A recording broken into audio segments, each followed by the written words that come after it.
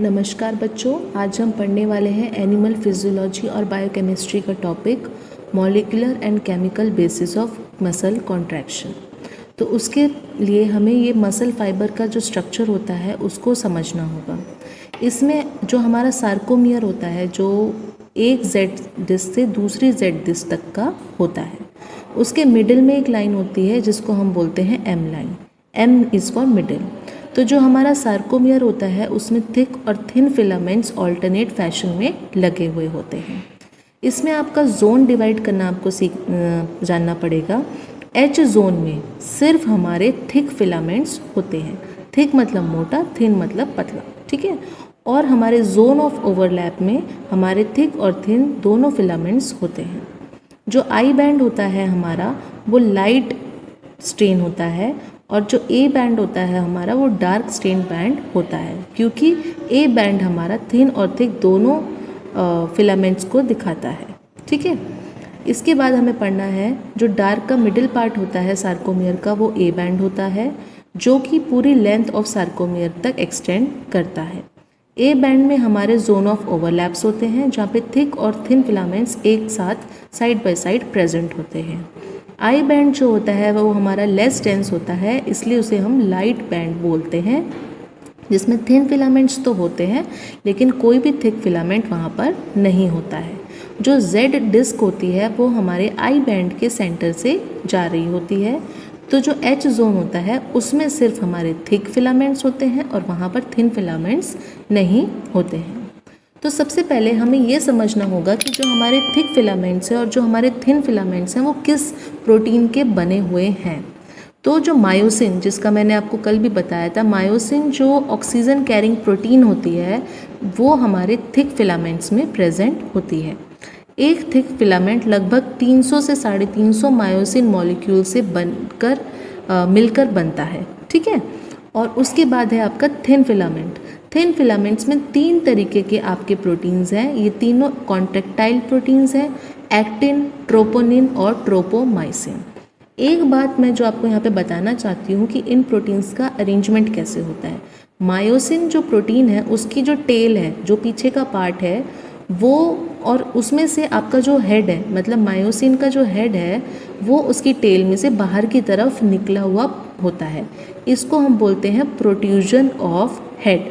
मतलब जो हेड है मायोसिन का, जिस प्रोटीन का हेड है वो उसमें से बाहर निकला हुआ रहता है। जैसा कि आप थिक फिलामेंट के स्ट्रक्चर में भी देख सकते हो। तो ये जो थिक फिलामेंट्स की टेल है, इसमें से ये जो बाहर की तरफ प्रोट्रूजन निकले हुए हैं ये है मायोसिन हेड। अब बात करते हैं थिन फिलामेंट की।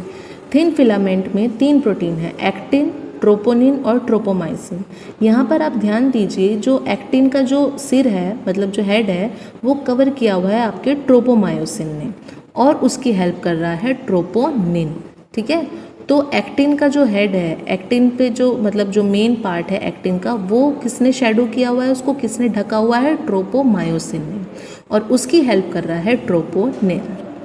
उसके बाद हम ये जानते हैं कि जो मसल कॉन्ट्रैक्शन जो होता है उसमें क्या होता है, मायोसिन का जो हेड है जो बाहर की तरफ निकला हुआ होता है वो थिन फिलामेंट के एक्टिन से जाके मिलता है, ठीक है। इस मैकेनिज्म को हम स्लाइडिंग फिलामेंट मैकेनिज्म बोलते हैं। मसल कॉन्ट्रैक्शन के दौरान हमारे जो जेड डिस्क है वो अंदर की तरफ आ जाते हैं और जो इंडिविजुअल लेंथ है हमारे थिक फिलामेंट की वो चेंज नहीं होती, लेकिन हमारा सार्कोमियर छोटा हो जाता है, which leads to entire shortening of muscle, ठीक है। तो मसल कॉन्ट्रैक्शन के दौरान थिक और थिन फिलामेंट्स एक दूसरे के ऊपर स्लाइड कर जाते हैं। जैसा कि बच्चों का वो झूलने का वो फिसलने वाला पट्टी होती है, उसी तरह ये एक दूसरे के ऊपर स्लाइड कर जाते हैं, फिसल जाते हैं। तो ये जो मॉडल है जो डिस्क्राइब करता है इस प्रोसेस को, उसको हम बोलते हैं स्लाइडिंग फिलामेंट मैकेनिज्म। तो यहाँ पर आप देख सकते हो कि जब हमारी मसल रिलैक्स्ड फॉर्म में होती है तो उसका एच जोन एक्सटेंडेड है ना। मतलब एच जोन वो है जहाँ पे सिर्फ हमारे थिक फिलामेंट्स हैं, ठीक है। तो वो एक्सटेंडेड फॉर्म में है और आई बैंड भी हमारा एक्सटेंडेड है, लेकिन पार्शियली कॉन्ट्रैक्टेड होता है, मतलब आधा अधूरा कॉन्ट्रैक्शन जब हो रहा होता है तो हमारा आप देख रहे हो यहाँ पे एच जोन श्रिंक हो जा रहा है, मतलब सिकुड़ रहा है, और आई जोन भी सिकुड़ रहा है। और जब मैक्सिमम कॉन्ट्रैक्शन होता है, मतलब जब मैक्सिमम सिकुड़न होती है, उस टाइम पे हमारा कोई भी एच जोन और आई जोन नहीं हमें दिखाई दे रहा, क्योंकि जो हमारे मसल फाइबर के थिक और थिन फिलामेंट्स हैं वो आपस में स्लाइड कर चुके हैं। इस पूरे मैकेनिज्म को, इस पूरे प्रोसेस को हम बोलते हैं स्लाइडिंग फिलामेंट मैकेनिज्म। अब ये मैकेनिज्म कैसे काम करता है मैं ये आपको समझाना चाहती हूँ। इसमें आप ये देखिए, जो आपका मायोसिन का जो हेड है, मतलब जो थिक फिलामेंट का हेड है, ये हाइड्रोलाइज करता है एटीपी के एक मॉलिक्यूल को। एटीपी के हाइड्रोलिसिस से बनता है हमारा एडीपी, एडिनोसिन डाइफॉस्फेट, और एक फॉस्फेट मॉलिक्यूल। वो एडीपी और जो फॉस्फेट है वो मायोसिन के हेड से अटैच रहते हैं। तो और आपको ये जानना ज़रूरी है कि जो मायोसिन का हेड है ये कहाँ पर जाकर जुड़ेगा, ये जुड़ेगा एक्टिन से। अब मैं आपको समझा चुकी थी कि जो एक्टिन है उसको तो आपके ट्रोपोमायोसिन ने कवर कर रखा था। तो अब क्या होता है, तो जो आपका मायोसिन का हेड है वो एक्टिन से जाके बाइंड करता है और क्या बनाता है, क्रॉस ब्रिजेस बनाता है।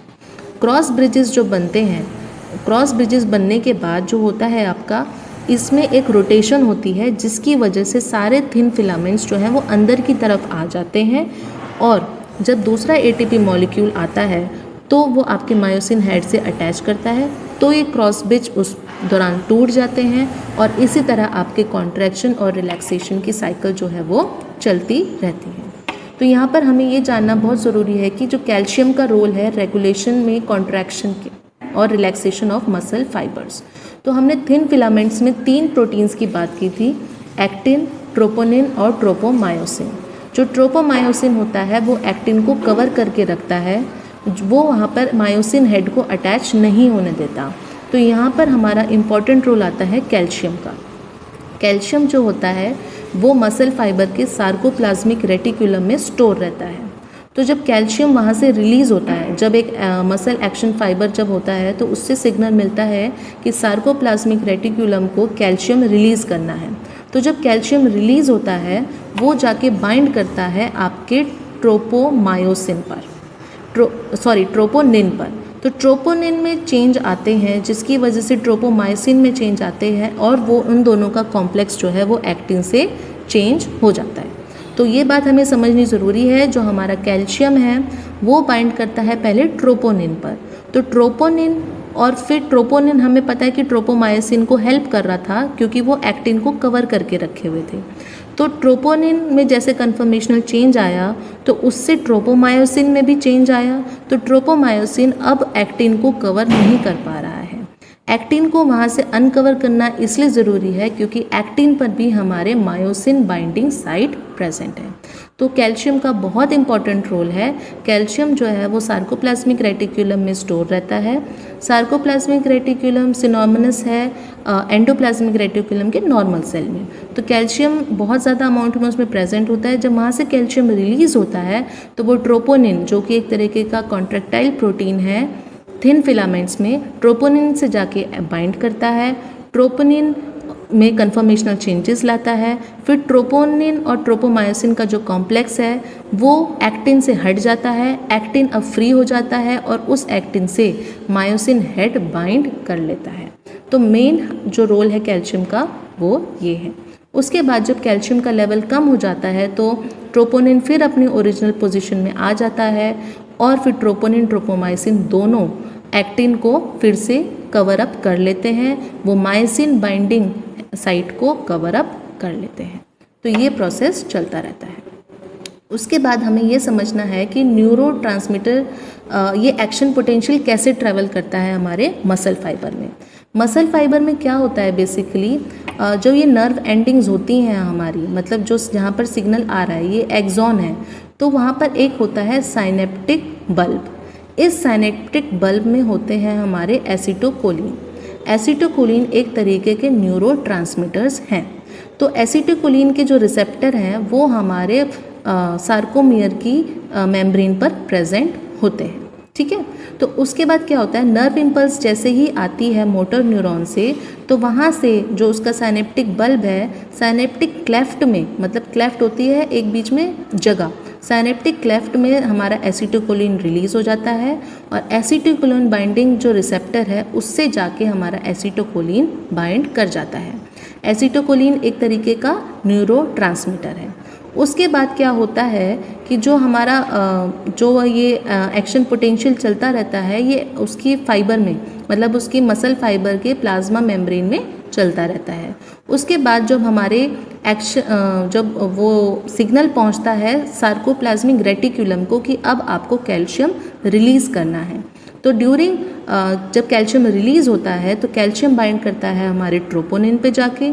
ट्रोपोनिन से क्या होता है, ट्रोपोनिन और ट्रोपोमायोसिन का जो कॉम्प्लेक्स है जो एक्टिन को कवर अप करके रखते हैं वो उसमें चेंज आते हैं, कन्फर्मेशनल चेंज, जिससे क्या होता है जो एक्टिन पर साइट होती है मायोसिन हेड के जुड़ने की वो एक्सपोज हो जाती है और हमारा मसल कॉन्ट्रैक्शन का प्रोसेस रिलीज होता है। उसके बाद क्या होता है जब कैल्शियम लेवल कम हो जाता है उसके बाद ट्रोपोनिन और ट्रोपोमायोसिन फिर से अपना कॉम्प्लेक्स बना लेते हैं और एक्टिन पर प्रेजेंट मायोसिन बाइंडिंग हेड की साइट को फिर से कवर अप कर लेते हैं और फिर होता है मसल रिलैक्सेशन। तो ये जो प्रोसेस है आपका, ये मसल कॉन्ट्रैक्शन और रिलैक्सेशन का पूरा प्रोसेस है। इसमें आपका नर्व इम्पल्स का जो सिग्नल आता है वो वाया एसिटिकोलिन आता है। एसिटिकोलिन एक तरीके का न्यूरोट्रांसमीटर है जो हमारे सार्कोप्लाज्मिक रेटिकुलम को सिग्नल देता है कि अब उसको कैल्शियम रिलीज करना है। तो हमें ये समझना ज़रूरी है कि मसल कॉन्ट्रैक्शन और रिलैक्सेशन के टाइम पर कैल्शियम का बहुत इंपॉर्टेंट रोल है अलॉन्ग विद एसिटिकोलिन।